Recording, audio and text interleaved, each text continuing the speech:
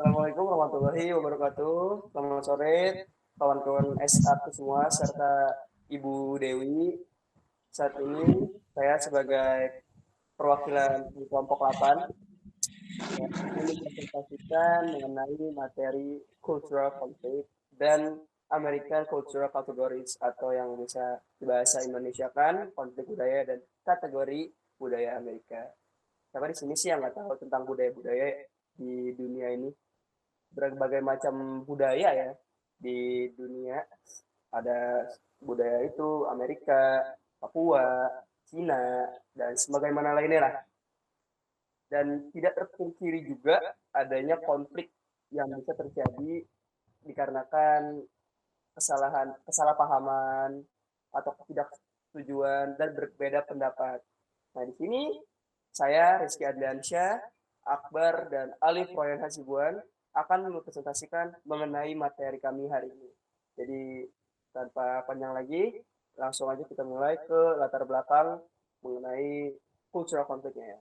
Di era globalisasi dan interkoneksi antar bangsa saat ini, interaksi lintas budaya menjadi tak terhindarkan ya, termasuk dalam konteks pendidikan bahasa Inggris. Cultural conflict itu biasanya muncul ketika ada interaksi langsung antara budaya yang berbeda, di mana salah satu pihak merasa nilai-nilainya terancam, tidak terhormati, dan disalahpahami. Tingkat keparahan konflik bisa bervariasi, dan ketegangan verbal hingga kekerasan fisik atau marginalisasi struktural. Menurut teori konflik sosiologis antropologis, konflik budaya bukanlah peristiwa tunggal, melainkan hasil dari proses sejarah dominasi berbeda sistem nilai yang yang telah lama berlangsung. Banyak penelitian juga menunjukkan bahwa konflik budaya bukan hanya dipicu oleh perbedaan nilai, melainkan juga oleh ketidaktahuan terhadap cara budaya lain menafsirkan realitas sosial dan komunikasi. Jadi seperti yang saya bilang tadi, konflik budaya ini terjadi karena tidak persetujuan antara pendapat dan kesalahpahaman ya. Untuk menghindarinya nanti akan saya jelaskan. Ya, selanjutnya saya akan menjelaskan pengertian dan hakikat kultural konflik ya. Konflik budaya atau kultural konflik merujuk pada ketegangan yang muncul akibat perbedaan nilai, norma, kepercayaan, dan cara hidup antar individu atau kelompok dari latar belakang budaya yang berbeda, sehingga meningkatkan potensi terjadinya konflik budaya. Konflik ini bukan sekedar perbedaan yang bersifat kasar mata, seperti bahasa atau pakaian, tetapi seringkali menyangkut nilai-nilai yang dianggap fundamental oleh masing-masing kelompok seperti pandangan terhadap otoritas, individualisme, lawan kolektivisme, serta cara mengungkapkan emosi. Istilah konflik itu biasanya muncul ketika ada interaksi langsung antara budaya yang berbeda, di mana salah satu pihak merasa nilai-nilainya terancam, tidak dihormati atau disalahpahami.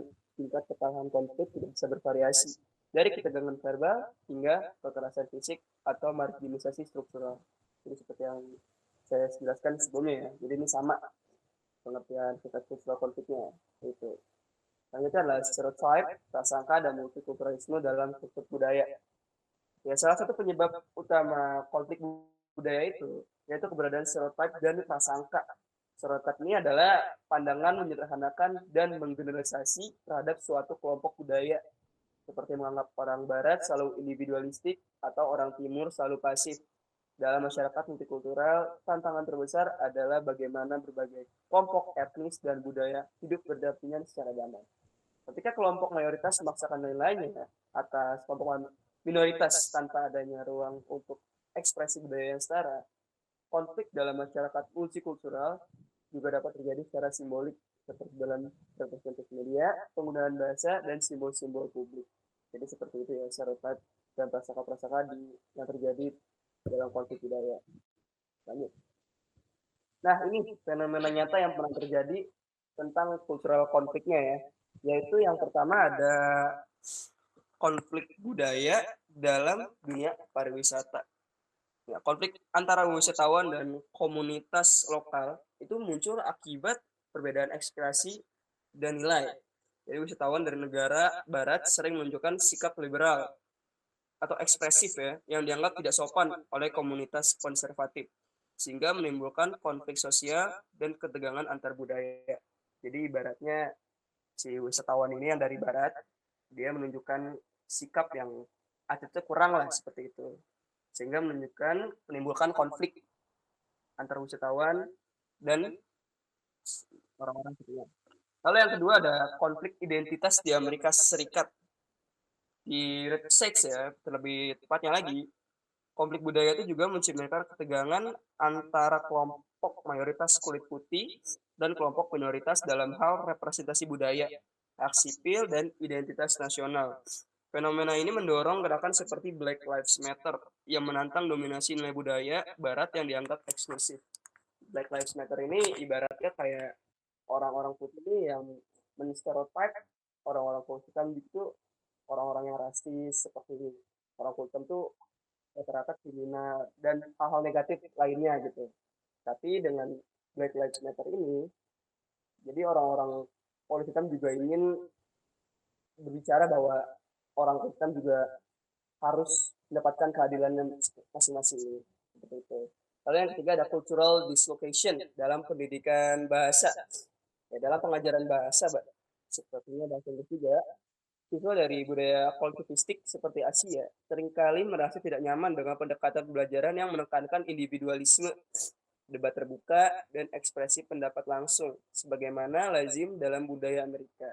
Lalu yang terakhir ada konflik multinasional di dunia kerja.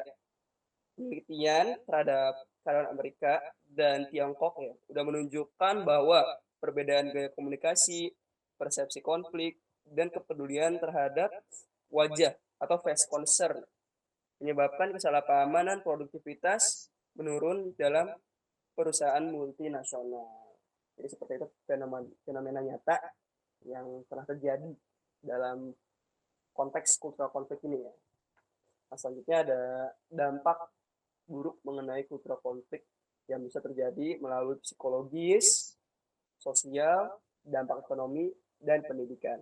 Nah, seperti yang psikologis ini kayak gimana sih? Jadi individu ya, seorang individu kita mengalami konflik budaya cenderung bakal stres berat atau alienisasi sosial. Nah, itu juga bisa dikatakan sebagai culture shock. Jadi kita kaget akan budaya tersebut dan bisa juga memicu konflik budaya seperti itu.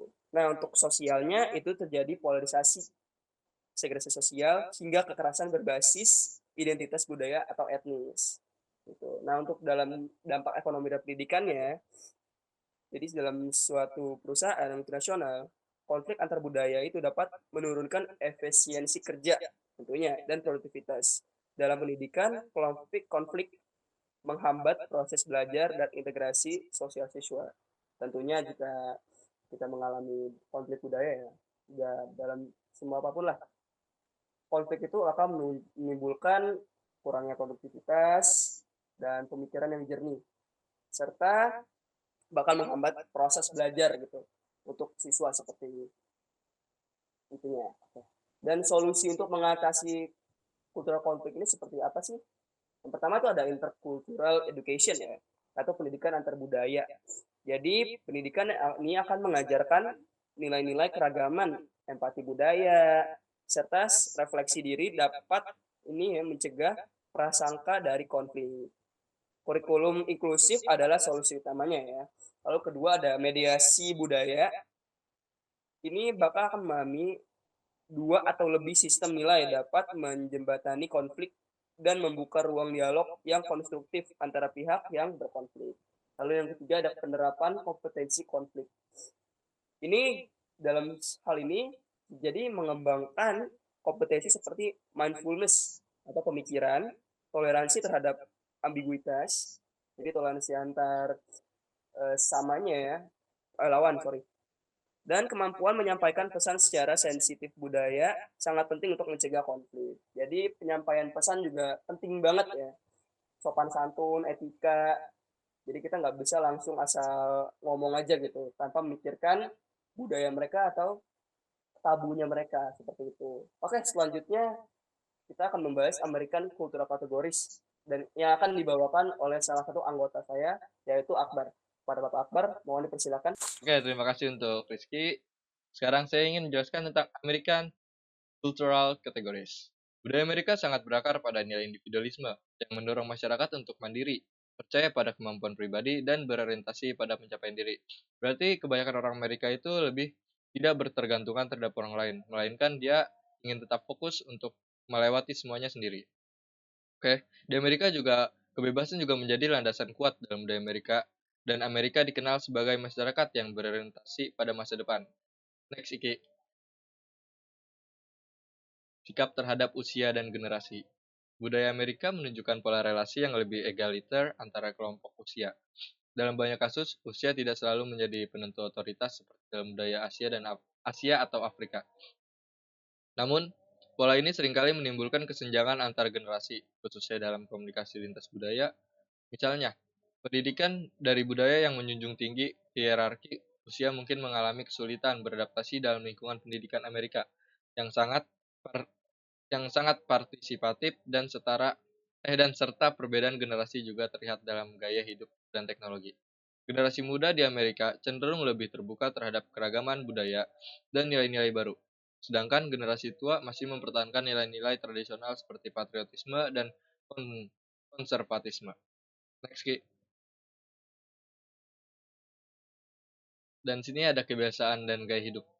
Gaya hidup di Amerika sangat dipengaruhi oleh budaya konsumerisme dan mobilitas sosial. Orang Amerika juga dikenal memiliki kebiasaan untuk menyapa atau berbicara secara langsung meskipun dengan orang asing, yang bagi beberapa budaya lain dianggap terlalu terbuka. Ini mencerminkan budaya low konteks mereka, di mana komunikasi harus eksplisit dan tidak ambigu. Jadi tuh mungkin untuk orang Amerika itu lebih cenderung dia tuh orang-orang yang bisa dibilang tidak introvert karena dia bisa bicara secara langsung dan lebih terbuka. Karena kan kalau di Indo itu kebanyakan orang introvert yang untuk bergaul itu agak susah untuk terbuka itu. Dia tuh harus terlebih dahulu jadi kayak berkenal lama itu baru bisa terbuka. Itu pun harus benar-benar nempel banget kayak sahabat lah bisa dibilangnya kalau di orang Indonesia. Oke, selanjutnya akan dibacakan oleh Bang Ucok atau Alif Royan Hasibuan.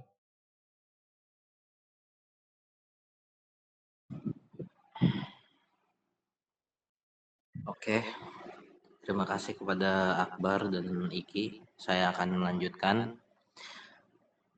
bagian citra diri dan identitas budaya Amerika. Budaya Amerika dibentuk oleh berbagai latar etnis, agama, dan bahasa yang berbaur dalam satu identitas nasional. Konsep identitas ini banyak dipengaruhi oleh gagasan melting pot, yaitu percampuran berbagai budaya menjadi satu kesatuan nilai bersama. Salah satu narasi kultural paling dominan adalah American Dream, yaitu keyakinan bahwa siapapun tanpa memandang asal-usul dapat meraih kesuksesan melalui kerja keras dan ketekunan. Ya, lanjut. Kemudian kita masuk ke bagian sikap dan pola komunikasinya atau communication style-nya orang Amerika. Orang Amerika dikenal memiliki gaya komunikasi yang direct, seperti yang sudah disampaikan oleh teman kita tadi, Akbar. Mereka itu terbuka dan percaya diri. Mereka terbiasa menyampaikan kritik secara langsung dan menilai kejujuran sebagai bentuk penghormatan. Kalau di negara kita kurang jujur, ya itu kalau yang saya tangkap. Tapi kalau orang Amerika itu mereka walaupun pahit makan mereka sampaikan karena menurut mereka jujur itu adalah penghormatan. Ya, kita lanjut. Namun bagi masyarakat dari budaya high contact seperti Asia, ya maksudnya yang Indonesia ini ya, salah satunya, gaya ini bisa terasa konfrontatif atau tidak sopan karena kulturnya memang beda. Nilai-nilai ini juga mempengaruhi pola pendidikan. Guru di Amerika cenderung bersikap sebagai fasilitator, bukan otoritas absolut. Siswa diharapkan aktif berdiskusi, mengemukakan pendapat, dan belajar secara mandiri, yang bisa bertentangan dengan ekspektasi siswa dari budaya otoriter atau pasif. Ya, cara belajarnya bertentangan dengan ekspektasi siswa yang otoriter. Kemudian kita masuk ke bagian view of natural world. Pandangan budaya Amerika terhadap dunia alam. Ya, pandangan mereka itu sangat berbeda dibandingkan dengan banyak budaya lain yang melihat alam sebagai entitas spiritual atau kekuatan tak terkendali. Orang-orang Amerika itu nggak ngelihat alam itu sebagai entitas spiritual kayak orang-orang Asia ya. Orang-orang Asia itu masih ada yang memiliki paham dinamisme dan animisme. Tapi kalau orang Amerika itu nggak punya paham seperti itu. Mereka itu melihat dunia, mereka itu melihat dunia alam ya, sebagai sebuah mekanisme atau mesin yang bisa dipelajari, diprediksi, dan dikendalikan. Pendekatan ini tercermin dalam proyek-proyek besar mereka, kayak pembangunan dam atau bendungan untuk mengatur aliran sungai. Kemudian mereka melakukan penyemayan awan untuk menghasilkan hujan, serta mengembangkan gedung-gedung tahan gempa. Pandangan ini juga memperkuat nilai-nilai pragmatisme dan efisiensi yang menjadi ciri khas masyarakat Amerika itu sendiri. Kemudian lanjut, kita ke bagian selanjutnya. Masalah dan konflik dalam konteks multikultural. Walaupun mengusung nilai kesetaraan dan kebebasan, Amerika juga punya konflik budaya internal yang tajam, terutama terkait isu ras, agama, gender, dan imigrasi. Kita tahu kalau ras yang di Amerika tuh adalah semacam diskriminasi ras di sana. Yang biasanya tuh yang kena tuh orang-orang kulit hitam, orang Chinese, itu mereka kena. Ada kalau agama di sono setahu saya Muslim ya, ada diskriminasi ada walau nggak semua gitu tetap ada. Kalau gender kita tahu orang sono itu jadi pemerintahannya governmentnya mereka tuh melegalkan banyak gender. Sementara yang kita tahu kalau di sini di negara kita gender itu cuma dua. Kalau imigrasi saya kurang tahu masalah itu mana. Ya, konflik di sana juga muncul dalam sistem pendidikan dan media, di mana representasi kelompok minoritas seringkali stereotipikal atau terpinggirkan dan oleh karena itu penting untuk memperkuat kompetensi komunikasi antar budaya di kalangan pendidik, pemimpin organisasi, dan pembuat kebijakan agar budaya dapat menjadi kekuatan bukan sumber konflik. Ya, lanjut. Oke. Kesimpulannya, budaya Amerika itu sangat dipengaruhi oleh nilai-nilai seperti individualisme, kebebasan, pragmatisme, dan orientasi masa depan. Kategori budaya ini mempengaruhi cara orang Amerika berpikir, bertindak, serta berinteraksi dengan orang lain dan dengan alam sekitar juga. Mereka memandang dunia alam sebagai sesuatu yang dapat dikendalikan dan dimanfaatkan, berbeda dengan banyak budaya lain yang memperlakukan alam sebagai entitas spiritual yang harus dihormati. Oke, selanjutnya akan dilanjutkan oleh teman kami dan juga sekalian penutupnya oleh Rizky Adliansyah. Baik, terima kasih untuk Bang Alif ya. Oke, mungkin sekian dari presentasi kelompok 8 kami hari ini. Jika ada kritik, saran, dan pertanyaan, kalian bisa memberikannya melalui Japri ke Akbar. Karena Akbar ini orang kritikus. Bisa menjawab hampir semua pertanyaan bisa dijawab oleh dia. Seperti itu. Oke, sebelum tutup, ada quotes dari Winston Churchill yang mengatakan success is not final, failure is not fatal, it is the courage to continue that counts. Jadi keberhasilan itu bukan akhir, kegagalan juga bukan fatal yang sangat parah sehingga kita tidak bisa melanjutkan lagi, melainkan kita balik ke keberanian kita untuk melanjutkan ke, untuk untuk melanjutkan apa yang ingin kita capai. Oke, sekian dari presentasi kami hari ini. Semoga bisa bermanfaat untuk kawan-kawanku semua ya, supaya kalian mungkin bisa mengambil ilmu-ilmu penting dari presentasi kami hari ini. Mohon maaf juga jika ada salah kata atau kata-kata yang tidak berkenan pada kalian semua ya. Kita masih berproses, karena orang-orang yang berproses akan menjadi orang sukses di masa depan nanti. Terima kasih semuanya. Wassalamualaikum warahmatullahi wabarakatuh. Yuk.